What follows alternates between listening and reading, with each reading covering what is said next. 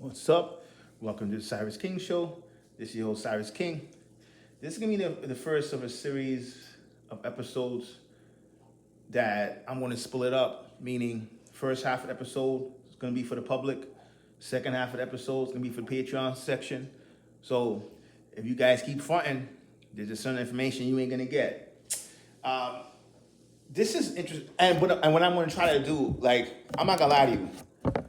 The Anunnaki topic to me is boring in a sense, but a lot of people are interested in it. And I would say this.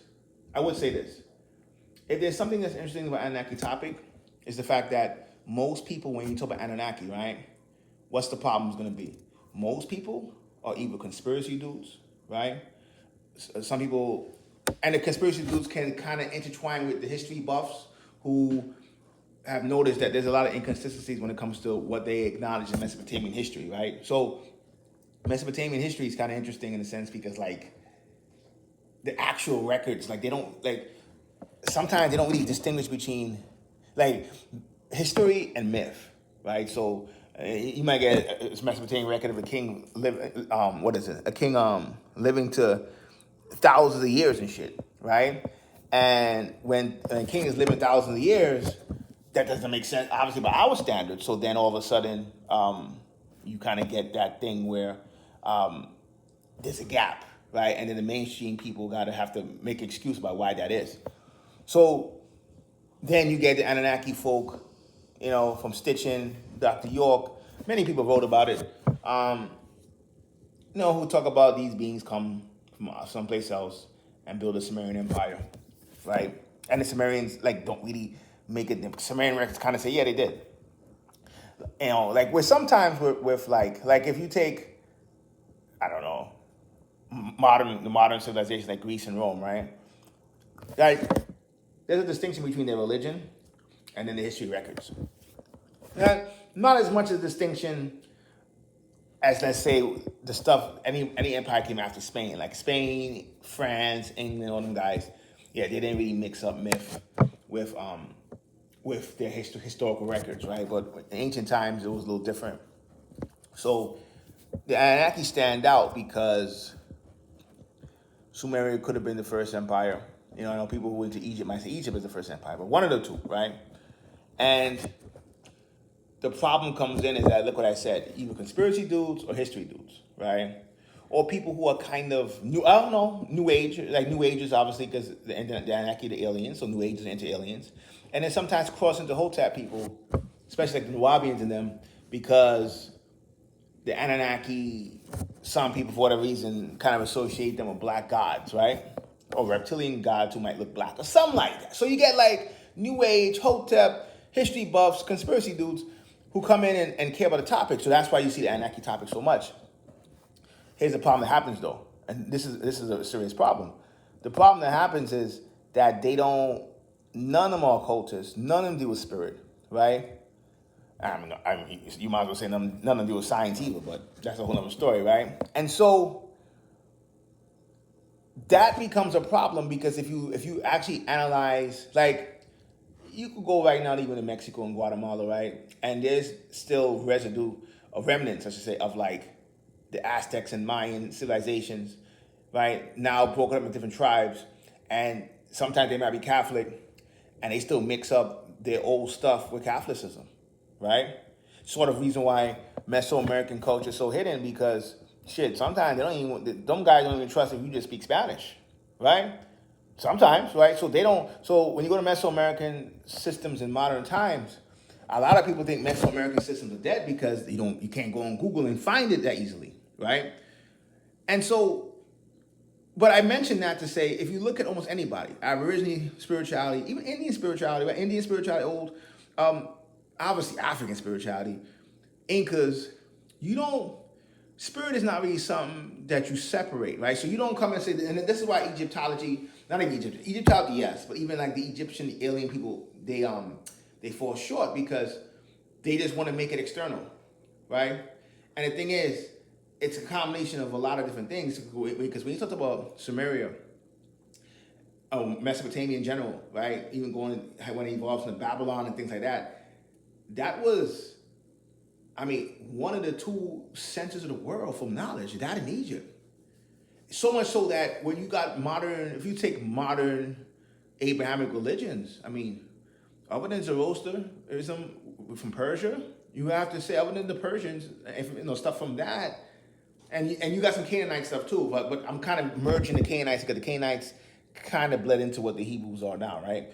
So like you're talking about a mixture of Egypt and Israel, well, Egypt and Samaria. That's why they say Israel, right? Isis Rael, El from the Canaanite, or that could be also crossed into Mesopotamia. You could that could flip it. You go Canaanite to Mesopotamia, and Isis and Ra, and like Israel, we know that comes from Egypt.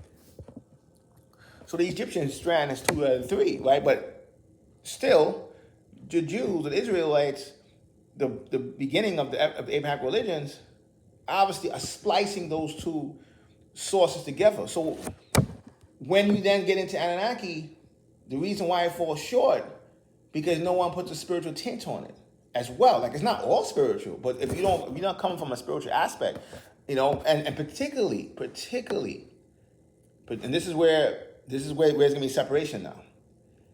In modern occultism, the science of alchemy is basically the hardest science to do. So hard that at best, when somebody says alchemy, they're just talking about inner alchemy, right? They're just talking about like,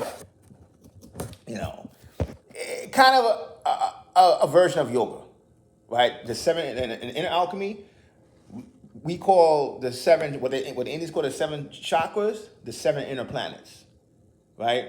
So like, Venus would be your heart chakra, Sun would be your crown chakra, Mercury would be your throat chakra. So instead of saying the throat chakra, we say Mercury, or the inner Saturn, or the inner Sun, right? That's how they do it, in that sense. So at best, you're gonna get that, and let's be honest, how many people even heard any shit like that? I'm be honest with you, like, even the inner alchemy, it's not common.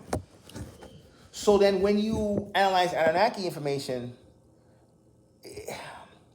in the upper levels of occultism, the alien stuff is not new. In fact, it's something that's always been here, and the crazy part of it is it's not really alien the way you're saying it. That's why it crosses into Atlantis, right? Because realistically, the descendants of the Anunnaki, the ancestors of Anunnaki were in Atlantis before Atlantis fell. Anunnaki left, and they came back after Atlantis fell. So there's like a lot of history, and then Genesis starts after Atlantis, right? And so then that's why you got some people like the Billy Carsons of the world who will say the Anunnaki and Atlanteans are the same people, right? It's way more complicated than that. I think Anunnaki get a little bit too much credit for certain things, but Atlantis is one of those things too. I mean, people have been talking about that for years, and that Atlantis is worse when it comes to decoding. If you're not an occultist, and I mean deal with spirit as well. So you don't have to just make it only spirit, but spirit is the foundation of it. So if you are assessing that and there's no spirit in it, yeah, it's gonna fall short. And then I mentioned alchemy because it's not just spirit; it's the highest form. Alchemy, in some ways, I wouldn't say. People would say it's the highest form of spirituality. I would say because it's so hard and because it's so elite, I can see how somebody says it is the highest version of spirituality, right? It's so hard and so elite, you almost never meet that. You almost never see a real alchemist, right? You barely see a real inner alchemist, let alone a complete alchemist who did lab work. And at a certain point, I'm like, it's so few of them, I won't even ask for lab work. Just do some work in the kitchen. The kitchen is a secondary lab. That's where you do your plant alchemy, right? So, but most importantly, you understand that alchemy it's like its own spiritual philosophy, spiritual science, really. And if you understand that science, you understand exactly why somebody supposedly will come and be interested in gold. Even if some people say, that was plagiarized, they weren't coming looking for gold. When you start to hear gold and Anunnaki, when you come in there from an alchemist point of view, you would understand why. You could understand what you can do with gold, right?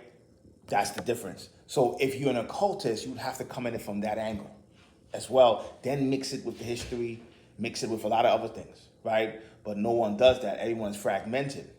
So then the Anunnaki information becomes a disaster. And I always found it boring because it doesn't really apply like spiritually. Like Atlantis, There's a difference. Atlantis, it's important to, even spiritually, it's kind of important to understand, even if you think it's not. Even if you think it's not. Like I had a video years ago, I deleted most likely, one of my channels. I had so many channels, I don't even remember where it was, right? And I talked about how, even if you don't believe in Atlantis, Atlantis could be an allegory for what if you had a society where alchemists were in control of the society.